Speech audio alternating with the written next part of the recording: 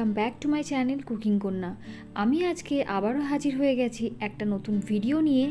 আর আজকে আমি যে রেসিপিটা দেখাবো আমার মনে হয় প্রত্যেক বাঙালির বাড়িতে ছোট থেকে বড় সকলেরই খুবই পছন্দের এই রেসিপিটা আমি আপনাদের সাথে আজকে শেয়ার করতে চলেছি।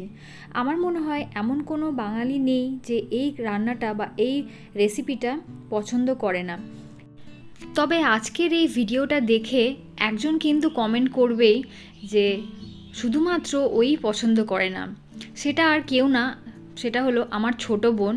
আমার ছোট বোন এই রেসিপিটা কিন্তু একদমই পছন্দ করে না আর একদমই কিন্তু খেতে চায় না, আর তাকে কিন্তু খাওয়ানোও যায় না। তো যাই হোক, আমার মনে হয় ওই হয়তো প্রথম বাঙালি হবে যে এই রান্নাটা পছন্দ করে না। এই রান্নাটার কিছুই না, এটা হলো পান্তা ভাত। পান্তা ভাতে তেমন কিছুই লাগে না, তবুও ভিডিওটাকে একটু লোভনীয় বানানোর জন্য আমি কিছু পদ এর সাথে অ্যাড করেছি, যেমন হলো পেঁয়াজি, ছাতু মাখা, আলুর ভর্তা, শুকনো লঙ্কা ভাজা আর পেঁয়াজ। তো প্রথমেই দেখুন আমি পেঁয়াজি বানিয়ে দেখালাম আপনাদেরকে, যেটা পেঁয়াজটাকে কুচিয়ে তার মধ্যে বেসন, নুন, হলুদ পরিমাণ মতো জল দিয়ে ভালোভাবে মাখিয়ে আমি গোল গোল আকারে পেঁয়াজিগুলো বানিয়ে নিলাম। তারপর দেখুন এখানে 4টে শুকনো লঙ্কা আমি ভেজে নিলাম। এরপর এর মধ্যে আলু ভর্তার জন্য কিছুটা পেঁয়াজ ভেজে নেব। এরপর দেখুন আলুর যে ভর্তাটা বা আলু মাখা আমি এটা মেখে নেব।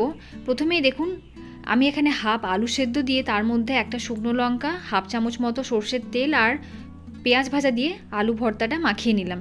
এরপর আমি এখানে ছাতু মাখিয়ে নেব। এখানে আমি ছোলার ছাতু ব্যবহার করেছি।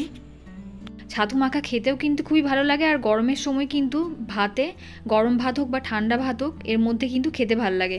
তো এখানে দেখুন ছাতুটা আমি মাখিয়ে নিচ্ছি। প্রথমেই 2 চামচ ছাতু, তার মধ্যে নিয়েছি স্বাদ মতো নুন, একটু কুচনো পেঁয়াজ আর একটা কুচনো কাঁচা লঙ্কা আর 1 চামচ মতো সর্ষের তেল দিয়ে আর সামান্য পরিমাণ জল দিয়ে এখানে ছাতুটা মাখিয়ে নিলাম। সব কিছুই তো রেডি হয়ে গেছে, এবার পালা হলো পান্তা ভাতের প্লেটিং করা। তো প্রথমেই দেখুন এখানে আমি একটা মাটির প্লেট নিয়ে নিয়েছি, এর মধ্যে ছড়িয়ে দেব ভাত, আর পান্তা ভাতের যে জলটা সেটাও আমি এর মধ্যে দিয়ে দেব।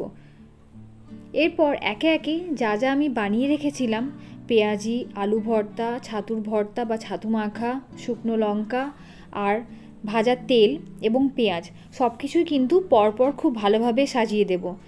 এরকমভাবে পান্তা ভাত কিন্তু খেতে খুবই মজা লাগে। আর পান্তা ভাতটা যদি একটু গলা গলা হয়ে যায়, হালকা একটু যদি টক ভাব ধরে, তাহলে কিন্তু কিছুই চায় না, নুন এবং লঙ্কা ভাজা আর ছাতু মাখা দিয়েই কিন্তু খাওয়া হয়ে যায়। এবার বিদায় নেওয়ার পালা, কারণ কবজি ডুবিয়ে পান্তা ভাত তো খেতে হবে। তাই দেখা হবে পরের দিনটা।